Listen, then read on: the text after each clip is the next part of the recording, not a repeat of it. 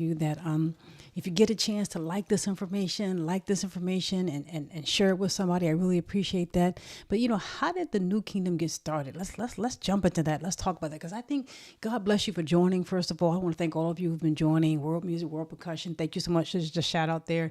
Team Z, I want to thank you for that. So many people, God bless you. Thank you so much for it. And just watching. I just appreciate you just watching and sharing it. I very much appreciate that. But I wanted to jump. I wanted to talk about this topic today because it's such an interesting topic to me. We talk about the New Kingdom, and the New Kingdom is the most famous period in ancient Kemet's history. It's the most famous period. It doesn't mean that the Old Kingdom is not important. It's very important, and the pyramids at Giza are very important. So many important things happen throughout ancient Kemetic history. But when it comes to the New Kingdom is the most famous time of ancient Kemet. And it is the time of kings and pharaohs like King Tutankhamun, King Tutmosis I, Hatshepsut, Tutmosis III, Akhenaten. You have all these Amenhotep III. You have Amenhotep II. You have the 19th dynasty that's a part of the New Kingdom, and Ramses II. So when I start talking about people like Akhenaten or Amenhotep III or King Tutankhamun or Ramses II. You're talking about people that are household names. Many people know Hatshepsut, even today, thousands of years after her death. Many people know Ramses II. They know those. You're talking about household names because so many things happen in the New Kingdom. And this gentleman right here, Ahmose the First, is the person who's credited with starting the New Kingdom. So we're going to talk about his story today and how did that happen? When did it happen? How did it happen? Why was it significant? Why was it the 18th dynasty significant anyway? So if we start to talk about that, we kind of have to go back in time. We kind of have to go back to about 1550 BC. And even in 1550 BC, we have to go back before that. So I'll kind of pull this up and make this a little bit bigger so you can see, because these are a couple pictures of Ahmose the First here, just so we can get some perspective. I'll kind of make this a little bigger so you can see that on the screen.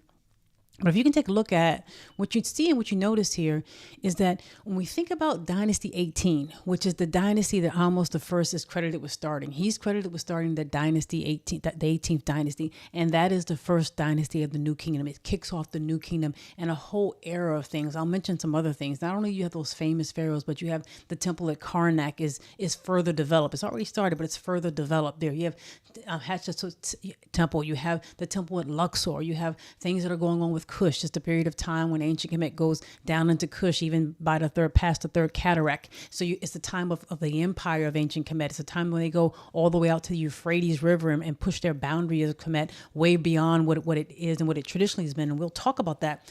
All these things are happening. Karnak, Kush, going out to Syria and Palestine, out towards the Euphrates. All of this is happening during the New Kingdom. And it's an explosion of literature and development and building in the Valley of the Kings and the Valley of the Queens. And so many things. Temple of Karnak developed so much. So much happens in the New Kingdom. But in order to understand why it happened, we kind of have to go back. So we'll take ourselves back to around 1640 BC. And if you want to talk about the New Kingdom in Dynasty 18, you kind of have to start with Dynasty 17. You have to, because that is the impetus, if you will. Those are the ancestors. Those are literally the ancestors of Ahmose the First, Dynasty 17. So he was actually a family member. His family members started the push to help reunify ancient Kemet or in the 1600s. So when did the 1600s and 1500s BC? So what's happening in 1640 BC?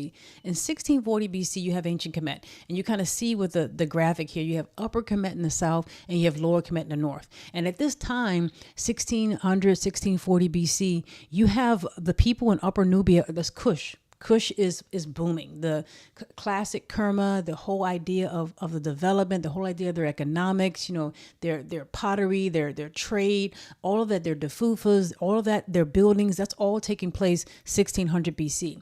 And ancient Kemet had gotten to the point where they had started and developed some forts right around here in Lower Nubia, going down toward the Second Cataract during the Middle Kingdom before this time period. But when they had problems and things kind of started to fall apart in ancient Kemet, they kind of abandoned it, and Kush attacked, because Kush was continually fighting, continually pushing back. And as Kush attacked, Kush pushed itself further up into Lower Nubia and continued just to expand its empire. But what was really challenging the ancient Kemetic people in 1600 BC was what was happening in the lower part, in the northern part of Kemet there. In Lower Kemet, in the northern part, there was a group of people called the Hyksos. We call them the Hyksos now because that's a Greek word for them.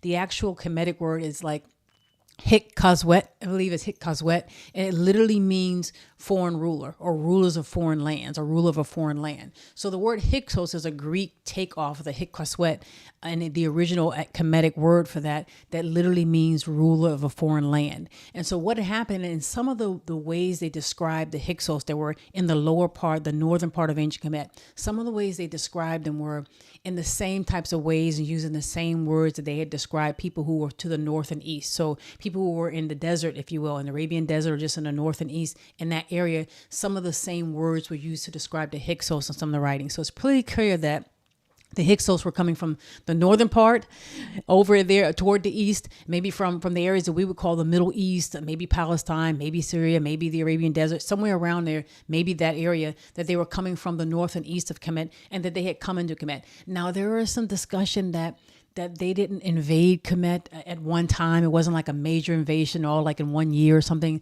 that probably they had been coming in over time.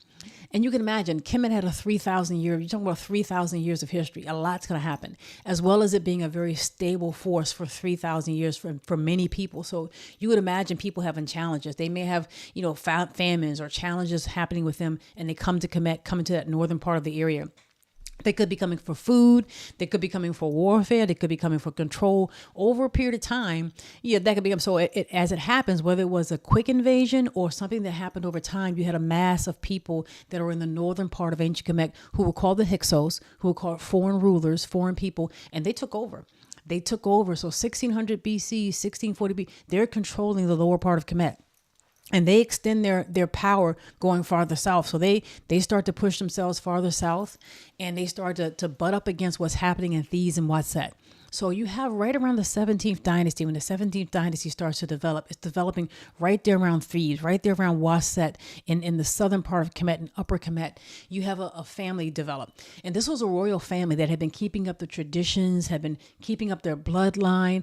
They knew what was going on. They understood that the northern part of Kemet was being taken over, was being run, and that they had pushed themselves down. So they controlled a good bit of Kemet, and even into the south, the Hyksos did for a period of time, and that they had pushed themselves down. So the Dynasty 17, they were aware of that. It's also important to know, I think, in the Middle Kingdom, as we've talked about this before, in the Middle Kingdom, they started to develop the beginnings of what would become the Temple of Karnak. What's happening was already taking place in the Middle Kingdom. You have many things taking place in the Middle Kingdom, right there in the southern part of Kemet, right there where we call Thebes.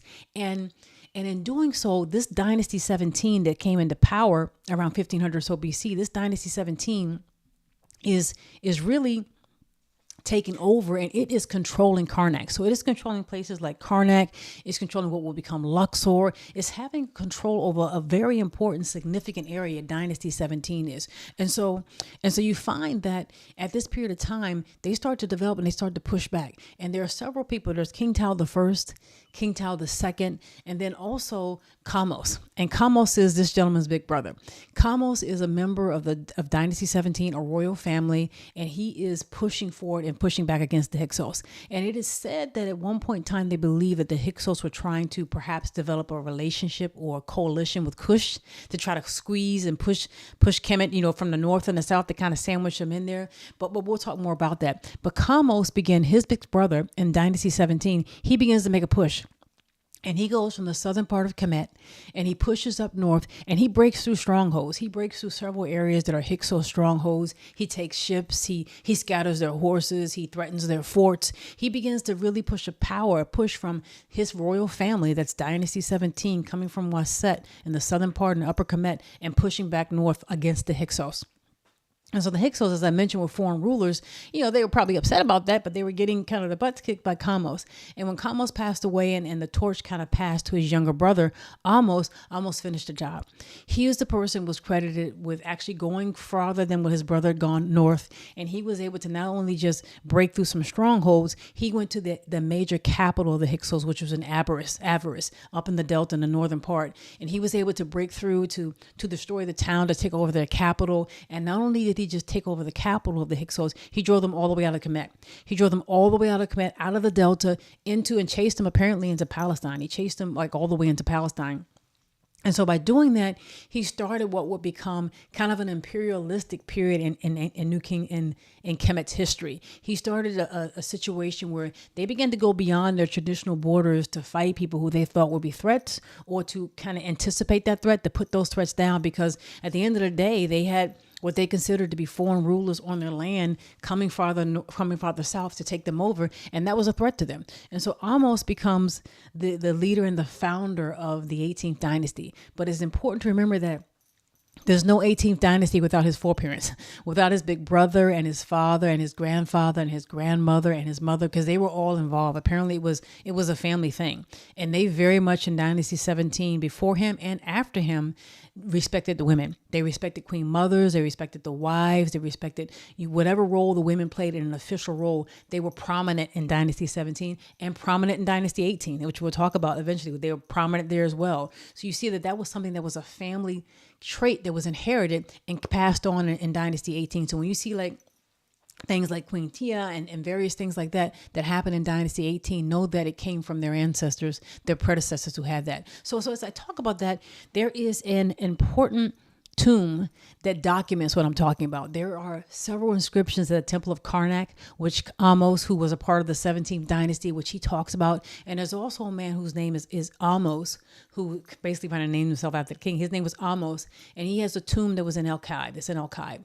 And he was a soldier in the army and fought for Ahmose in the pivotal battle at Abydos, the capital of the Hyksos in the northern part of Kemet, when the main battle they had to fight. And he talked about fighting. He talked about fighting along the water and jumping out into the water and finding a man who I guess he had injured and was injured, and picking his enemy up and carrying him over the water, carrying him across the water, and actually bringing a live prisoner to the king to present to him his valor and what he had done to fight. It's an amazing fight, an amazing story. And Ahmose, again, as I mentioned, he kicks the Hyksos out of ancient Kemet. He goes all the way to Palestine, chasing them all the way to Palestine. And there are many people who think that there are a lot of historical connections between this Hyksos and later things that would happen with respect to Hebrews, so that type of thing. There are people who think that, but King Ahmose the first kicks them out of Egypt, as I mentioned, kicks them all the way into Palestine, and he kind of rids them. And that begins Egypt's real presence in what we call like the Middle East, in that area. Real presence in what is today Lebanon and Syria, and what is today going out close to the Euphrates. So Palestine, Lebanon, Syria, all of that becomes an area where kings from the 18th dynasty after Ahmose will begin to have action and begin to take action. So after him, eventually Thutmose the first and Thutmose the third surely go all the way out to the Euphrates. They push Egypt's boundary all the way out to the Euphrates, and they have people like Babylonia and the Hittites and people along the Mediterranean coast in terms of Phoenicia giving them tributes and paying taxes to ancient Kemet during the New Kingdom. So you can find Kemet's extension of his power really moving forward, and it was first done under Ahmose the first as he kicked the Hyksos out of Egypt. The other thing that's interesting, there's also documentation at the Temple of Karnak apparently says that Ahmose, when he was fighting the Hyksos and making his push up north, that his guards intercepted a man who was carrying a message from one of the kings of the Hyksos, the main king Apafi. And apparently the message was supposed to be for the Cushite king. And apparently the Cushite king had recently passed away, and his son, who's a prince, was going to become king, was the new king.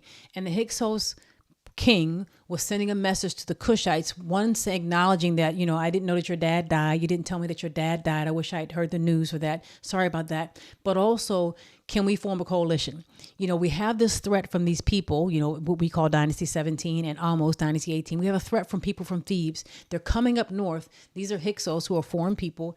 They are asking the Cushite people, could you join us in a coalition and we can sandwich them? You hit them from the south, I'll hit them from the north. And if we do this together, we can rid ourselves of these people and we can rule this whole land. We can just make this whole thing together, because they have artifacts and evidence that show that there was trade and communications, and at least some type of interaction between Hyksos rulers and Cushite rulers. You find scarabs and different artifacts that have Hyksos names and Hyksos stamps on them in ancient Kush and various things like that. So there was apparently some type of alliance that was trying to be made by the Hyksos with the Cushite people to fight against Kemet and to sandwich them in between the two.